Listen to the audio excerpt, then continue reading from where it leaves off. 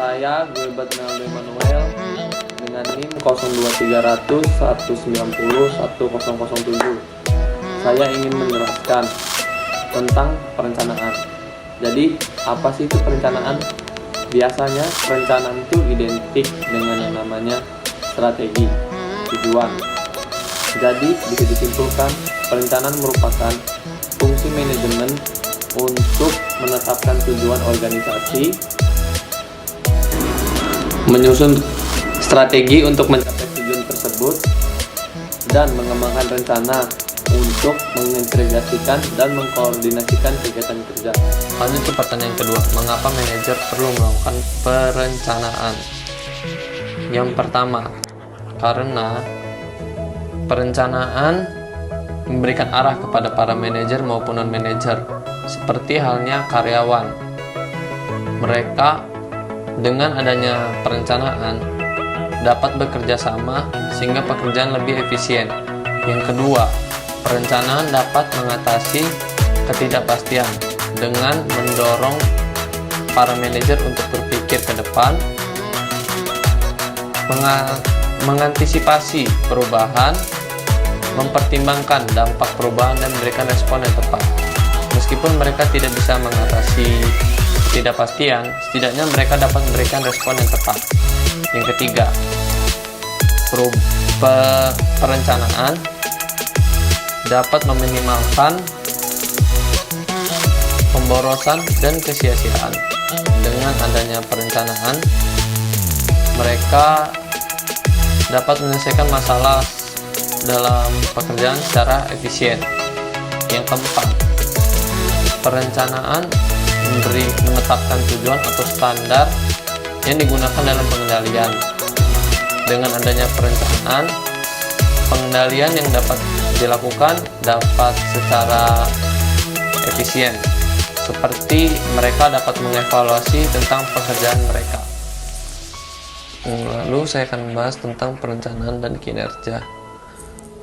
Sebelumnya timbul pertanyaan, perencanaan itu digunakan atau tidak nggak sih? Kalau yang dapat saya simpulkan, pertama, perencanaan dapat mengasumsikan hasil yang tinggi, seperti mendapat laba yang tinggi. Dan yang kedua,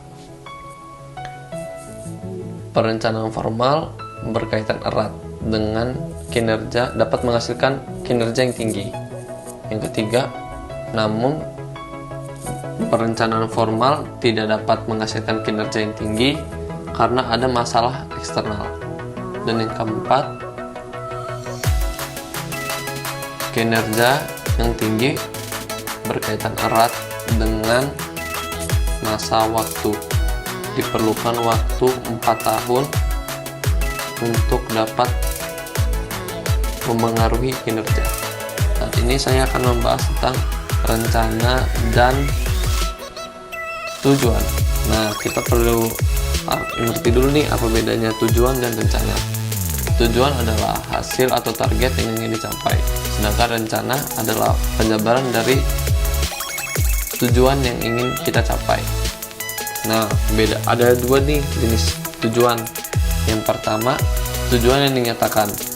Tujuan yang dinyatakan adalah pernyataan resmi yang dikatakan oleh organisasi dan diyakini oleh para pemangku kepentingannya.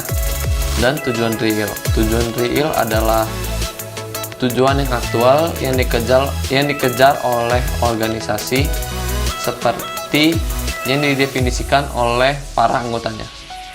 Dan juga ada jenis-jenis rencana. Rencana dibedakan menjadi 4 macam. Rencana menurut jangkauannya, rencana menurut kerangka waktu, rencana menurut spesifikasi, dan rencana menurut frekuensi penggunaan. Nah, rencana menurut jangkauannya dibedakan menjadi 2, yaitu rencana strategis dan rencana operasional.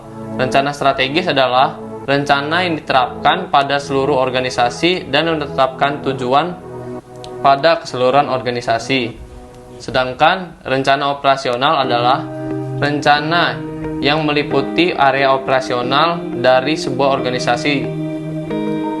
Rencana menurut jangka waktunya, kerangka waktu. Rencana jangka waktu panjang. rencana yang lebih dari 3 tahun. Sedangkan rencana jangka waktu pendek, rencana yang jangka waktunya 1 tahun atau kurang. Nah, rencana juga dibedakan atas spesifiknya. Yang pertama, rencana spesifikasi. Rencana yang didefinisikan secara jelas dan tidak memberi ruang pada interpretasi. Sedangkan rencana arahan, rencana yang fleksibel dan memberikan panduan umum. Setelah itu, rencana dibedakan menjadi frekuensi penggunaannya.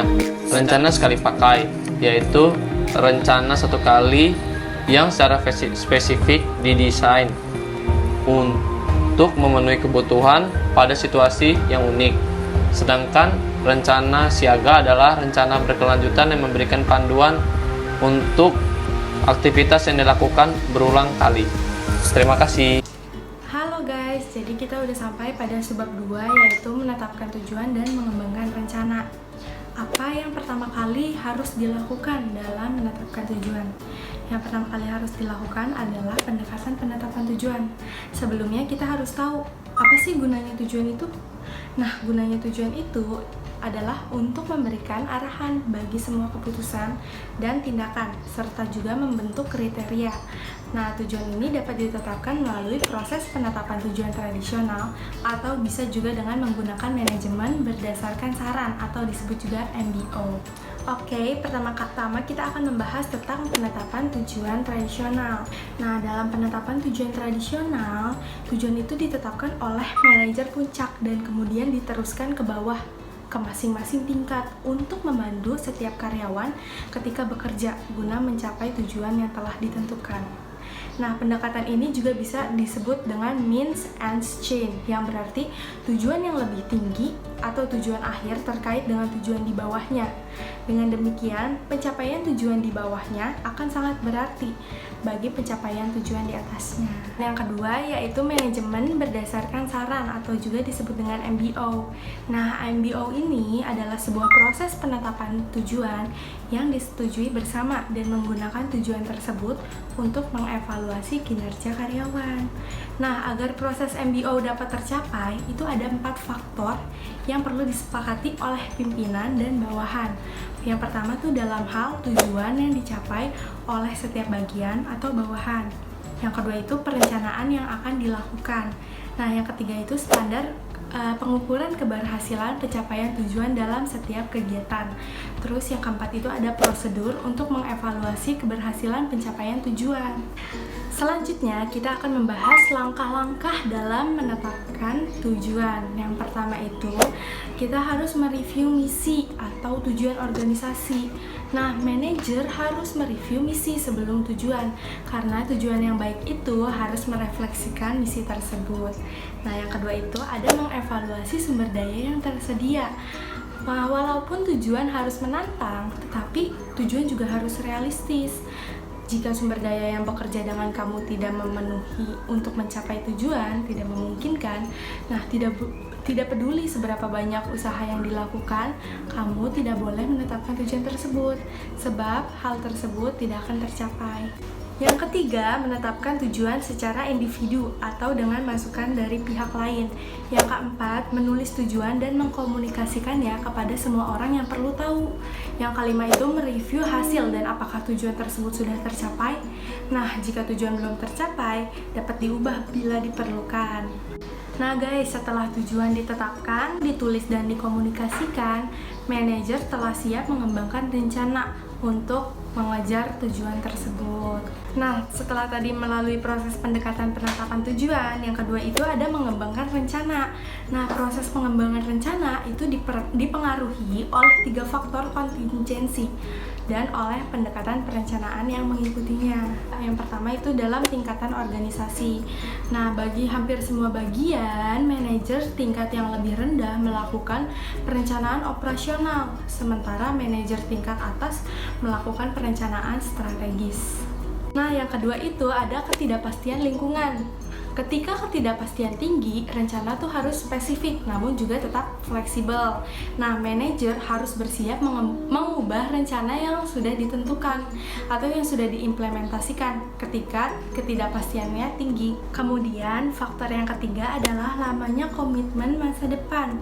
Nah, konsep komitmen mengatakan bahwa rencana harus ditarik sejauh mungkin untuk memenuhi komitmen yang dibuat pada saat rencana dikembangkan. Nah, perencanaan yang terlalu lama atau terlalu singkat tidak akan efisien dan efektif. Halo guys, kenalin, nama aku Nabila. Oke, akhirnya kita sampai ke sebab terakhir di mana kita akan membahas tentang masalah kontemporer dalam perencanaan. Gue yakin banget pasti kalian gak sabar buat nunggu akhir dari pembahasan video ini. Dalam sebab ini terbagi menjadi 3 masalah utama. Langsung aja kita bahas. Masalah yang pertama, bagaimana manajer dapat merencanakan secara efektif walaupun mereka berada di lingkungan yang dinamis. Seperti yang kita ketahui dari bab sebelumnya bahwa faktor eksternal itu sangat gampang berubah. Yang pertama, manajer harus mengembangkan rencana yang spesifik tapi fleksibel. Nah, dalam tahap ini manajer membutuhi beberapa spesifikasi. Lanjut yang kedua, manajer harus mengetahui bahwa perencanaan adalah proses berjalan.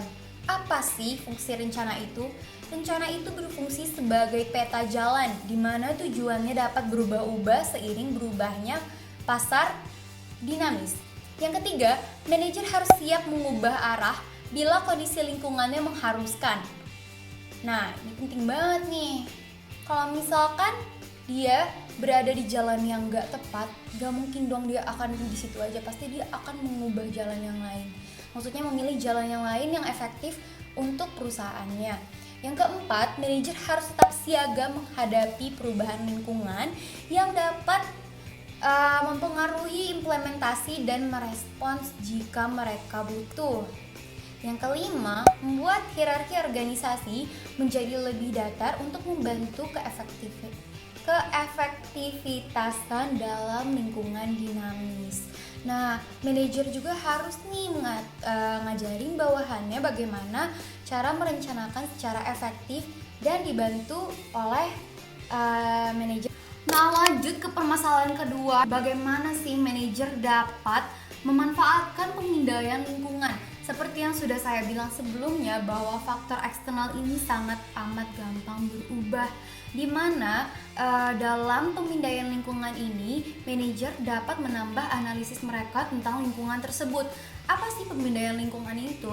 Pemindaian lingkungan itu adalah bagaimana kita menyaring sebuah informasi demi mendeteksi tren yang terkini. Jadi dari manajer menggunakan pemindaian lingkungan ini, manajer dapat lebih peka untuk melihat tren-tren yang sedang booming di masa yang akan datang. Nah, ada nih satu bentuk dari pemindaian lingkungan yang sangat cepat berkembang, yaitu intelijen pesaing. Intelijen pesaing itu apa sih?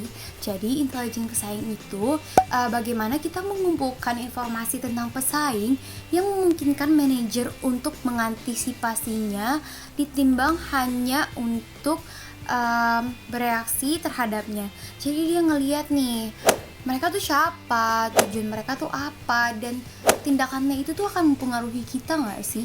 Dan di situ akan membuat manajer membuat langkah-langkah selanjutnya untuk mengantisipasi pesaing tersebut. Nah, seiring berjalannya waktu nih ya, bisnis global itu pasti berubah, di mana membuat pemindaian lingkungan dan intelijen pesaing ini menjadi sangat kompleks. Kenapa? Karena mereka harus menyaring informasi dari seluruh dunia. Lalu gimana nih manajer bisa ngumpulin informasi dari seluruh media dunia? Nah, mereka mungkin bisa berlangganan layanan berita di mana itu dapat berupa koran atau majalah. Setelah itu mereka ringkas dan ya udah dikasih untuk diteliti. Oke, permasalahan terakhir yaitu digital tools. Yang pertama ada visualisasi data. Nah, di visualisasi data ini ada 3 macam, yaitu ada diagram pie, diagram batang, dan garis tren, di mana itu tuh berfungsi untuk mengatur dan meringkas data atau tampilan visual suatu perusahaan. Yang kedua ada cloud computing, yaitu untuk menyimpan dan mengakses data di internet daripada menyimpannya dari hard drive komputer.